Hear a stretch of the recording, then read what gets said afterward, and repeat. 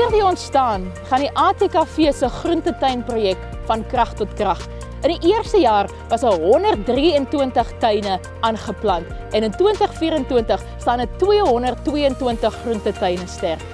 Uit die saadpakke kom kilogramme groente en duisende rande se inkomste, maar die waarde van die oes lê werklik in die florerende entrepreneurskap, ondernemingsgees, waardigheid en welwillendheid.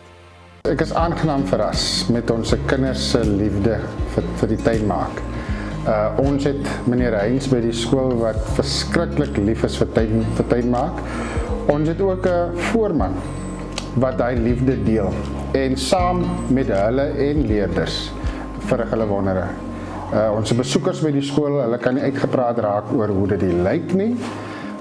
Dit gee vir ons 'n sens van trots in ons plek en die feit dat ons die kombuis kan voorsien is net die cherry op die koek. Ons was van kleins af in die tuin besig, graaf, skoffel, altyd besig met plante. Die saadboksie as 'n begin het saadboksie vir ons goed gehelp.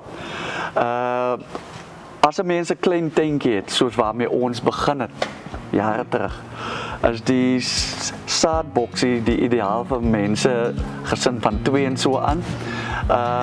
Dat het net vir ons die vaardighede meer geleer van hoe om die saad te saai tot waar hulle geoes word.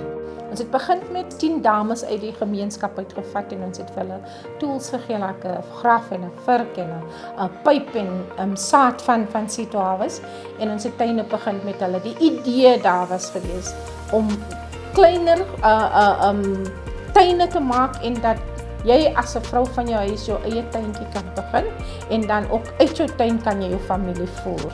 Mense wat swaar kry, eet gewoonlik om vol te word. So hulle eet 'n loaf brood en that's it. So daar's nie nutrition in die kosse wat hulle eet nie. So met ons groentetuine kry mense ook dan die regte nutrition in hulle liggame.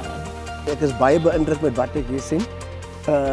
Ek het nooit gedink dit sal so uitkom nie, maar baie beïndruk. So is 'n groot voorreg vir my om vandag hier te sit en saam julle te kan deel. Jy weet die projekte wat ATKV mee besig is. Wonderlike projek, baie trots op wat Sean en die maatskappy doen vir ons gemeenskappe. En ons is baie dankbaar vir die vennootskap wat ons met hulle aangeknoop het. Baie dankie.